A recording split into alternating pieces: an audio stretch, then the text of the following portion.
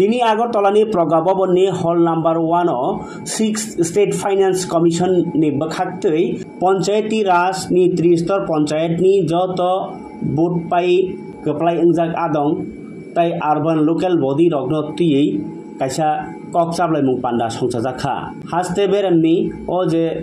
लुकुबाई चंजाक आदं रगनो तुयै पंचायत नि दालथाम कायथाम बेरेमनि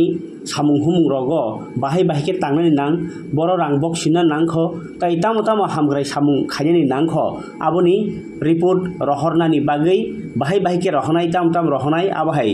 ककसाबुं पान्दा संसाजाक माने बिसिंतै जे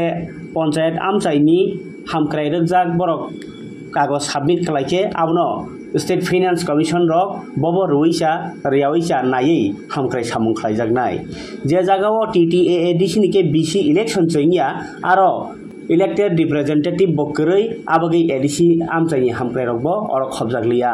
फाइनेंस कमिशन नि बखाक्तै अबहाय हामक्राय सामुंनि तंग जागा BC रकनि बहायनो बारजा तंगमानि फियाबा आबाहायके सेप्लाय जागनानि फासिं थाङै तंगखा TTAADC फियाबा TTADC नि BC न कारै ताई त्रिस्तर पंचायती राज ताई अर्बन लोकल बॉडी नि इलेक्टेड रिप्रेजेंटेटिव रंगति तिनि कक चाबलायमानि कायसा हास्ते हामक्रायनि सामुं हनि पानो ADC न कारजाक हामक्राय इंगै बासाखा तिनि अकगलाम पान्दा तमुनो TTADC ओबो BC इलेक्शन नंजाखके गोबां हामक्राय तिनि न इंगै मानखामु आबाहायनि नगजाखा तिनि मांप्लिवो এখন রাজ্য সরকার মানে total state finance commission 6 finance commission গত জানুয়ারি মাসে তার মধ্যে শুরু হয়েছে 7 জানুয়ারিতে তো 6 ফাইন্যান্স স্টেট ফাইন্যান্স কমিশনের কাজ হচ্ছে যে টোটালি যে এই যে তিস্তর পঞ্চায়েতের একদম পঞ্চায়েত থেকে শুরু করে পঞ্চায়েত সমিতি জেলা পরিষদ BSC এদের যে কাজ করবে ডেভেলপমেন্ট ওয়ার্ক করবে আগামী 5 বছর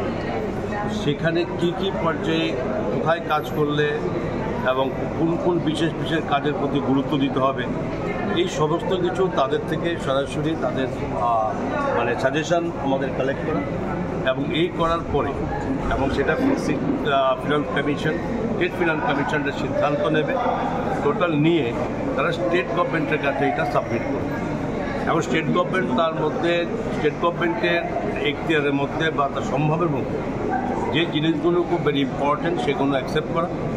এবং সেগুলো যথারীতি তারা এই পঞ্চায়েতের মাধ্যমে তিস্তর পঞ্চায়েতের মাধ্যমে রাজ্যের ডেভেলপমেন্ট কাজগুলো এগিয়ে নেবে ঠিক এইসব জিনিসগুলো সরাসরি নিয়ে নেওয়া এটা আমরা যা আমাদের এই পর্যন্ত স্টেট ফিনান্স কমিশন হয়েছে এবং প্রথম এবং পঞ্চম এই দুটো যে স্টেট ফিনান্স কমিশনের মাধ্যমে প্রপোজাল গভর্নমেন্টকে দেওয়া হয়েছে তার মধ্যে একমাত্র প্রথমটা মানা হয়েছে আর পঞ্চমটা মানা হয়েছে এরপরে বাকি যে মাঝখানে আরও 3টে মানে যে স্টেট ফিনান্স কমিশন ছিল সেগুলো কিন্তু তৎকালীন সময় কোনো সরকার এটা মান্যতা দেয়নি আমাদের থেকে 5th ফিনান্স কমিশন আমাদের সময় হয়েছে আমরা এটা করেছি আজকে 6th ফিনান্স কমিশনের সিদ্ধান্ত নেওয়ার জন্য টোটাল পঞ্চায়েতের বডি ফিনান্স কমিশনের যারা সেক্রেটারি চেয়ারম্যান আছেন মেম্বার সেক্রেটারি আছে এবং আমাদের পঞ্চায়েত মন্ত্রী আছেন